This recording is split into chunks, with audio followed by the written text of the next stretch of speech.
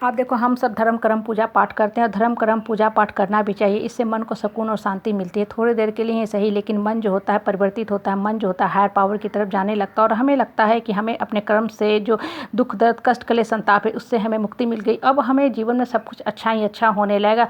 तब जो है पूजा पाठ रिचुअल्स पे प्रसन्न चिन्ह लगने लगता है। क्योंकि देखो, हम जो भी पूजा पाठ करते हैं ना, ये सिर्फ और सिर्फ एक्सटर्नल तौर पर होती है और हम मान के चलते हैं कि हमने सारे अपने जो है कर्म कर लिए, अब भगवान को करना है, भगवान मेरे जीवन में सब कुछ अच्छा करने लगे। हम देखो फल फूल धूप मेवा अगरबत्ती सोना चांदी सब कुछ भगवान को अर्पित करते हैं और उसके बाद भगवान के ऊपर छोड़ देते कि हे भगवान, अब तुम्हारा काम है, तू सब कुछ कर। हम गंगा स्नान करने जाते हैं, हरिद्वार जाते हैं, हम केदारनाथ बद्रीनाथ लंबे लंबे तीर्थ यात्रा पे जाते हैं। देखो, इन जगहों पे जाना भी चाहिए। ध्यान पूजा पाठ करने से होता है कि हम मन को सुकून और शांति मिलती है और मन जो होता है हायर पावर की तरफ जाने लगता है। लेकिन सिर्फ और सिर्फ वहाँ जाने से, ये रिचुअल्स परफॉर्म करने से आपका दुख दर्द कष्ट क्लेश संताप या कर्म से आपको मुक्ति नहीं मिलने वाली है।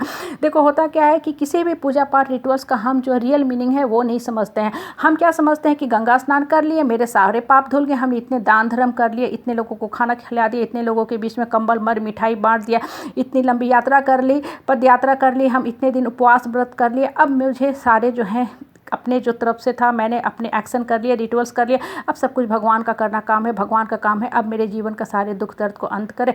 लेकिन ऐसा कभी नहीं होता है। इसलिए देखो, कुछ लोगों की भगवान मनोकामना सुनता है, कुछ लोगों की नहीं सुनता है। देखो, क्यों नहीं सुनता है उसका भी कारण है और सुनता है उसका भी कारण है।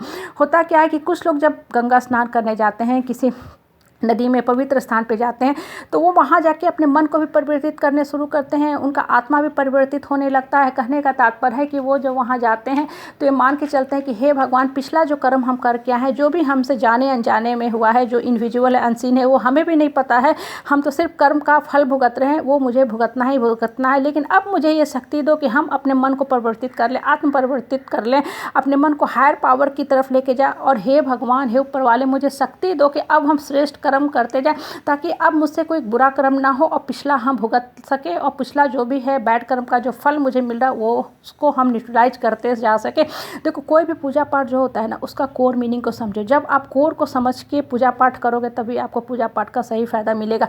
हम सब पूजा पाठ करते हैं, रिचुअल से बहुत ज़्यादा ध्यान देते हैं, लेकिन जो एक्चुअल मीनिंग होता है ना उसको हम नहीं समझ पाते। जैसे बच्चा है, क्वेश्चन आंसर पढ़ तो लिया, याद तो कर लिया, लिख भी लिया, नंबर भी आ गया, लेकिन जब तक वो कोर को नहीं पकड़ेगा, उसकी जो रियल अंडरस्टैंडिंग नहीं होगी, कंसेप्ट नहीं सही ढंग से समझेगा, वो आगे के कॉम्पिटिटिव एग्जाम में नहीं सक पाएगा। इसलिए बहुत से बच्चे देखो नंबर तो ले आते हैं, लेकिन उनका जो नॉलेज होता है वो सुपरफिशियल तौर पे होता है, वो गुण रस को नहीं पकड़ पाते हैं। धर्म कर्म पूजा पाठ भी बिल्कुल इसी तरह होता है। इसलिए बोलते हैं ना, स्पिरिचुअलिज्म और साइंस बिल्कुल एक जगह आके मिलते हैं। मतलब इसका भी एक डीप डीप मीनिंग है। आप गंगा में जाओ, अच्छी बात है, वहाँ जाना चाहिए। आप बहुत जगह जाते हो जहाँ पे हम घंटी बजाते हैं, इतने बार घंटी बजाओगे तो आपके सारे पर जो है पाप कर्म है कट जाएंगे। देखो, जो सारी बातें बताई गई थी वो बताई बिल्कुल सही ढंग से गई थी, लेकिन समय के साथ होता क्या है ना कि उसका जो एक्चुअल मीनिंग है वो कहीं दब जाता है, छुप जाता है, उसको हम भूल जाते हैं और हम सिर्फ एक्सटर्नल काम करते रहते हैं। मतलब हमारा हाथ तो घंटी बजा रहा है, हम भूखे प्यासे भी रहते हैं, पैदल पद यात्रा भी करते हैं, लेकिन मन में जो है वही पुरानी बातें लेके ढोते रहते हैं, चलता रहता है पास्ट का दुख दर्द कष्ट क्लेश संताप। मतलब पिछला जो हम पाप किए हैं, गलत किए हैं, वो तो भुगत रहे हैं, लेकिन अभी हम अपने आप को परिवर्तित नहीं कर पा रहे हैं। इसलिए जो दुख दर्द का जो है ना कंटिन्यूएशन चलता रहता है। कहने का मतलब होता है कि हमेशा जो भी पूजा पाठ करते हो, पॉजिटिव बातें हैं उसको दिमाग के अंदर फिट करते जाओ, सिंक करते जाओ, माइंड के अंदर एब्जॉर्ब करते जाओ। जैसे जैसे आपका मन परिवर्तित होता जाएगा, आप अपने आप फील करोगे। देखो, ये जो पूजा पाठ है ना, बेसिकली अनुभव है, एक्सपीरियंस है। आप खुद में एक्सपीरियंस करते जाओगे कि हाँ, वास्तव में मेरा जीवन ऊंचा उठने लगा। देखो, यही समाज है, परिवार है, सब लोग यही है। पहले इन लोगों के साथ आप उठते थे, बैठते थे तो दिन भर गुस्सा करते रहते थे। ये लोग आपको घड़ी घड़ी आते थे, रुलाते थे, डराते थे, धमकाते थे। इन लोगों के साथ आपको बैठ के बड़ा ही अजीब सा फीलिंग आने लगता था। लेकिन अब जैसे जैसे आपका मन ऊपर की तरफ जाने लगा, अब ये लोग आपको डिस्टर्ब नहीं कर रहे हैं। पहले जिन लोगों से आपको बेचैनी लगता था, अब आप इन पे हंसते हो। आप खुद अपने आप से कहते हो कि ये लोग तो है मजाक के पात्र हैं, खुद हीन भावना से ग्रसित है, ये अंदर से बहुत कुंठित है, इसलिए हमको तंग कर रहे हैं।